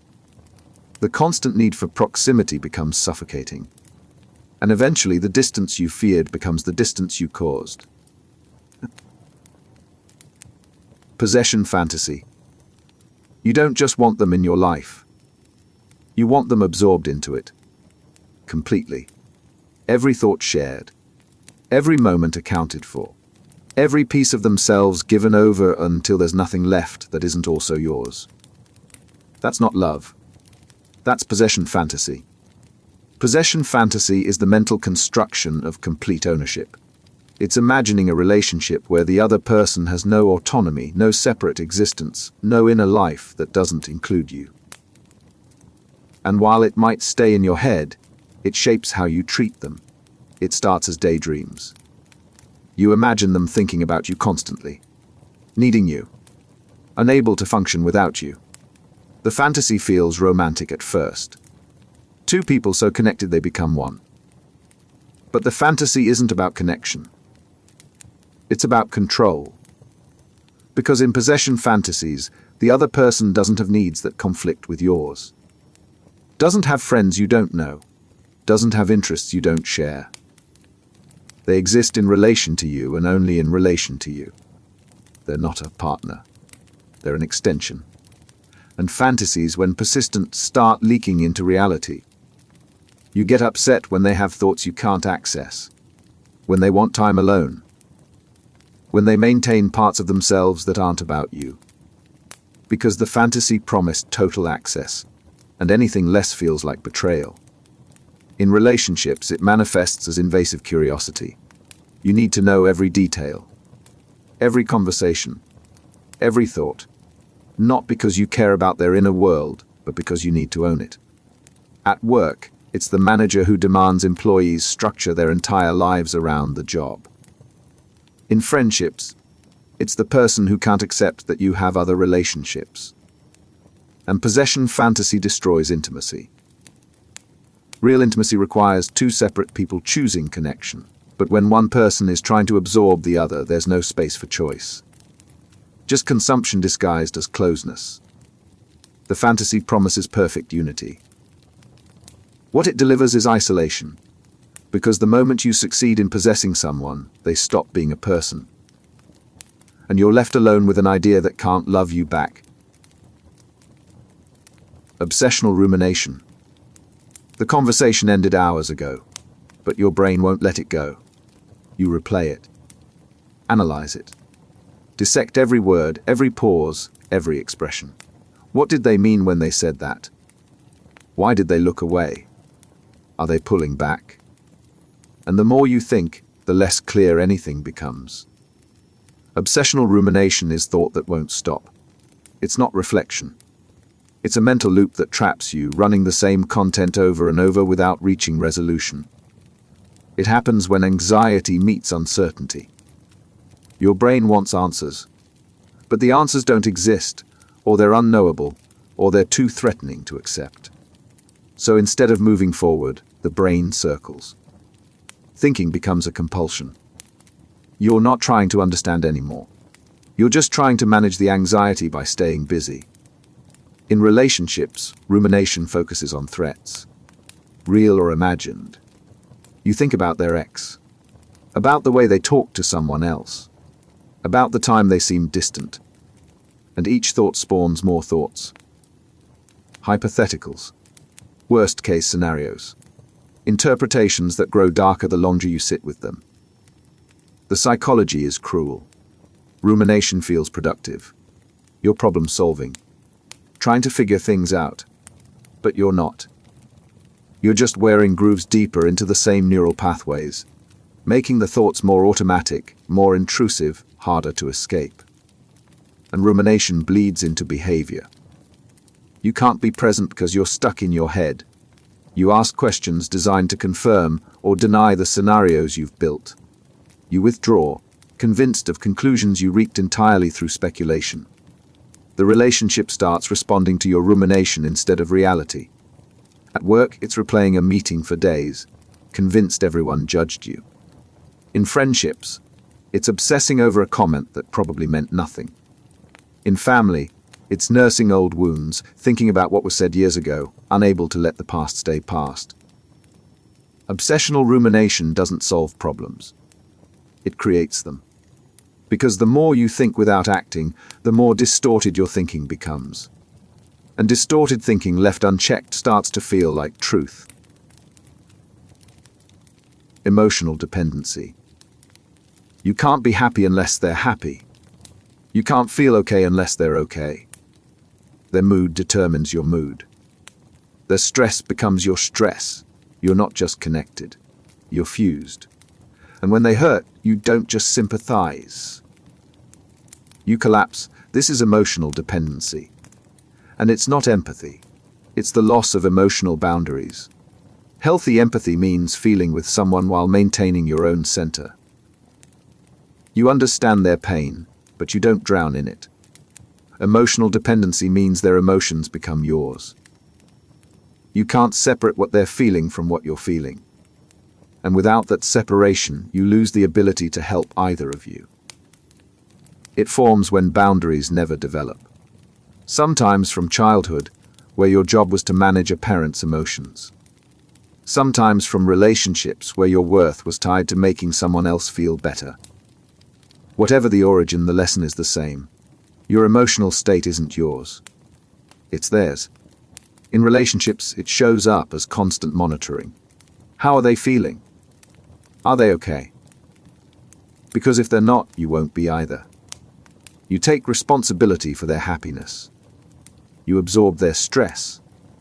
You can't relax until they do, and the relationship stops being partnership and becomes emotional caretaking. The dependency works both ways, but the weight falls on you. Because you've made their emotional state your responsibility. So when they're anxious, you fix it. When they're sad, you solve it. When they're angry, you manage it. Not because they asked, but because you can't function until their emotions stabilize. At work, it's the person who can't handle team stress without internalizing it completely. In friendships, it's absorbing your friends' problems until they become yours. In family, it's the child who grows up regulating their parents' moods instead of their own.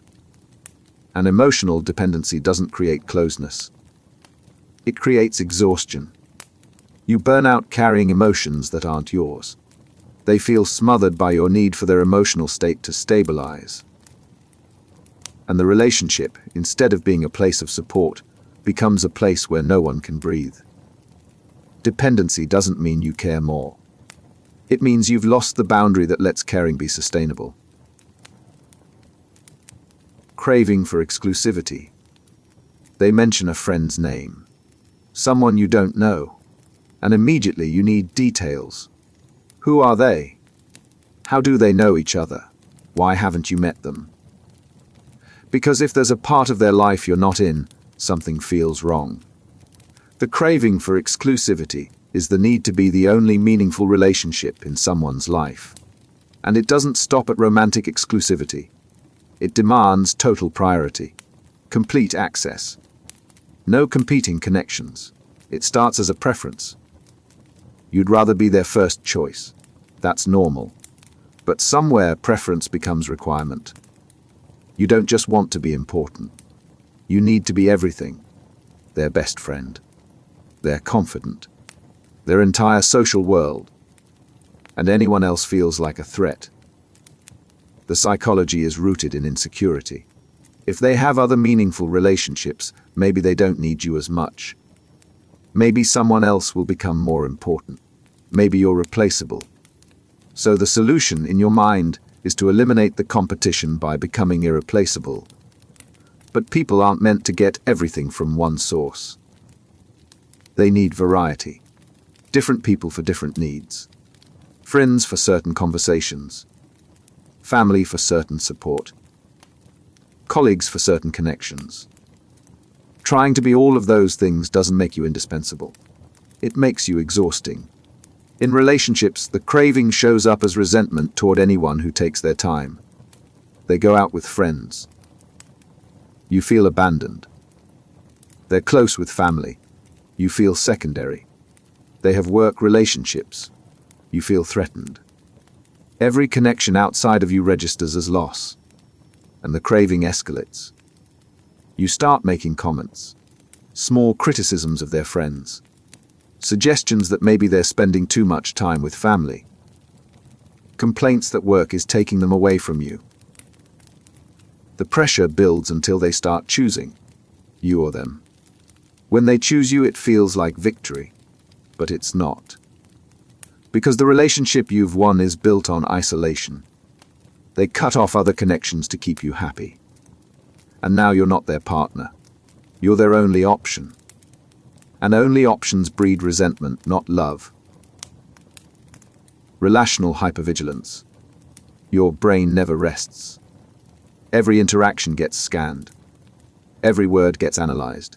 Every expression gets catalogued. You're not just present in the relationship. You're monitoring it, constantly. Watching for signs. Any sign that something's wrong. This is relational hypervigilance. The state of being perpetually on alert for threats to connection. And it's exhausting. Hypervigilance is a survival mechanism. In genuinely dangerous situations, heightened awareness keeps you safe. But in relationships, where the threats are mostly imagined, hypervigilance doesn't protect. It destroys your ability to be present. You can't relax into a moment because you're too busy scanning it for danger. They seem tired. Something's wrong. They're quiet. They're pulling away. They smile at their phone. Who are they texting? The monitoring never stops. And because you're looking for problems, you find them, even when they don't exist. The mechanism is self-reinforcing. Hypervigilance makes you see threats. Seeing threats confirms that vigilance is necessary.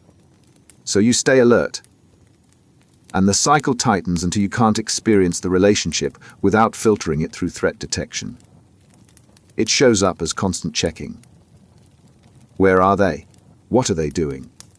Who are they with? Not because you have reason to doubt, but because not knowing feels dangerous.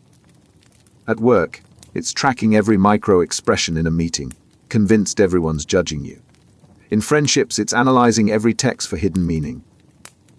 And hypervigilance kills intimacy. Because intimacy requires vulnerability, letting your guard down, being present without defense. But when you're in hypervigilance mode, vulnerability feels like exposure. So you stay guarded. And the relationship becomes a threat assessment instead of a connection. The cruelty is that hypervigilance promises safety. Stay alert and you'll catch problems early. But what it actually does is create problems where none existed. Because constant monitoring feels like distrust. And distrust, even when unspoken, corrodes everything. Competitive mating mindset. Every interaction is a competition. Who's more attractive? Who's more successful?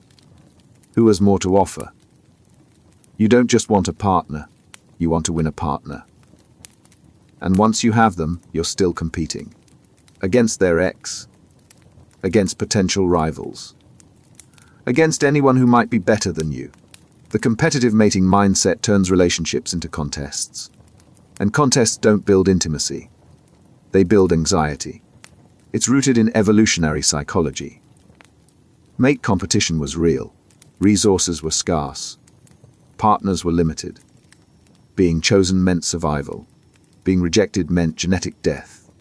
So the brain developed mechanisms to assess competition and strategize accordingly. But modern relationships aren't zero-sum. Someone else being attractive doesn't make you less so. Your partner having a history doesn't diminish what you have now. But the competitive mindset can't see that. It only sees rankings. And in rankings, there's always someone higher. In relationships, it manifests as comparison. You measure yourself against their ex, against people they find attractive, against hypothetical better options. And every comparison is a battle you're trying to win. You highlight your strengths. You subtly undermine perceived competitors. You position yourself as the best choice. But relationships built on competition are unstable. Because you're not being chosen for who you are. You're being chosen because you outcompeted someone else. And the moment you stop winning, the relationship feels threatened. At work, it's treating every colleague as a rival. In friendships, it's needing to be the best friend, the closest one, the most important. In family, it's competing for attention, approval, favorite status. And the competitive mindset exhausts everyone. Your partner didn't sign up to judge a contest. They wanted connection, but you've turned connection into performance. And performance, no matter how good, isn't the same as being yourself. Love, withdrawal, sensitivity. They're quiet today. Not angry, not cold. Just quiet. But your brain interprets silence as withdrawal, and withdrawal feels like the beginning of the end. So you panic. What did you do wrong? Are they losing interest? Is this how it starts? Love, withdrawal, sensitivity is the heightened reactivity to any perceived decrease in affection. And it doesn't need evidence. Just the feeling that love might be fading is enough to trigger the spiral. It develops from inconsistent early attachment, when love was unpredictable. Present sometimes, absent others. The brain learned to watch for signs of withdrawal, because withdrawal meant danger. And that vigilance formed in childhood persists in adult relationships. But here's the problem. Normal relationships fluctuate. People have bad days. Stress. Distraction. Fatigue. None of it means love is disappearing. But love, withdrawal, sensitivity can't distinguish between normal variation and genuine loss. Every dip feels like abandonment. So you react. You seek reassurance. You increase affection, hoping to spark reciprocation. You ask if something's wrong. And when they say nothing's wrong, you don't believe them. Because the sensitivity tells you something's changing. And you can feel it even if they can't. In relationships, it creates constant crisis. Your partner has a stressful week and seems distant. You interpret it as them pulling away. They need space. You interpret it as rejection. They're focused on something else. You interpret it as losing interest. And your reaction to perceived withdrawal often creates actual withdrawal. At work, it's interpreting constructive feedback as your boss turning on you. In friendships, it's reading normal busy periods as the friendship fading. The sensitivity spreads, making every relationship feel fragile. And love, withdrawal, sensitivity becomes a self-fulfilling cycle.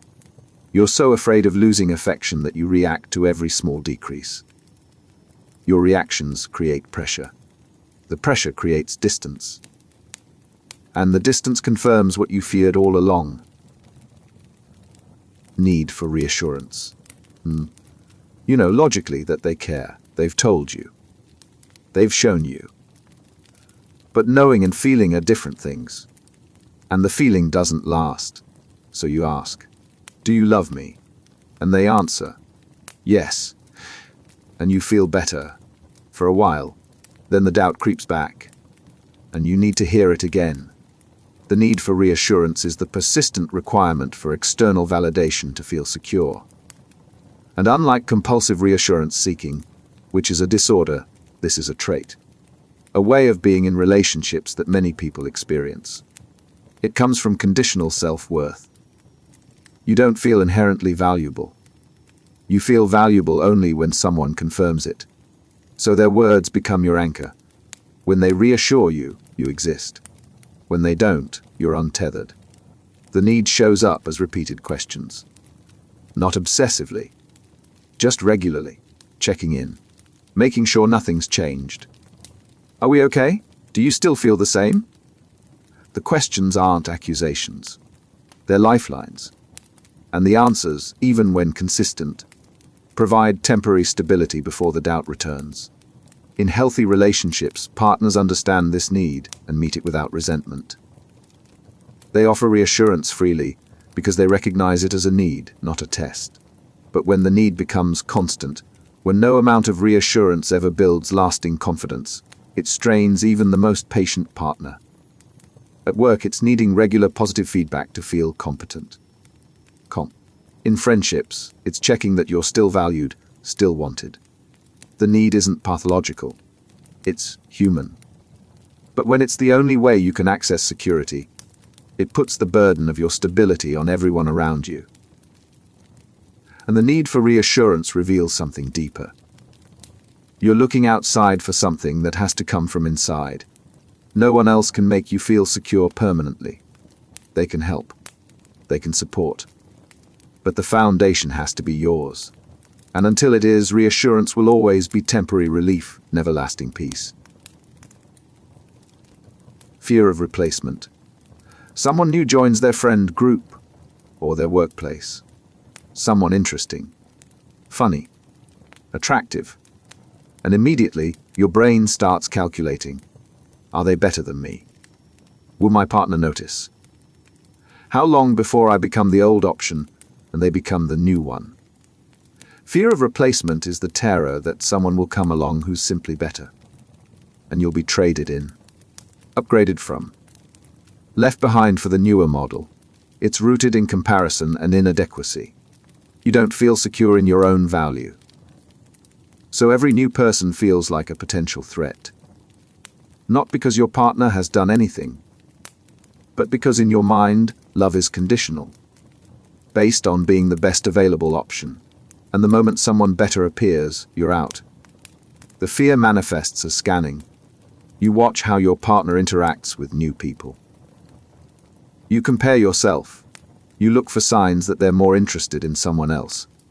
And you find them even when they're not there. A longer conversation. A genuine laugh. Eye contact that lasts a beat too long.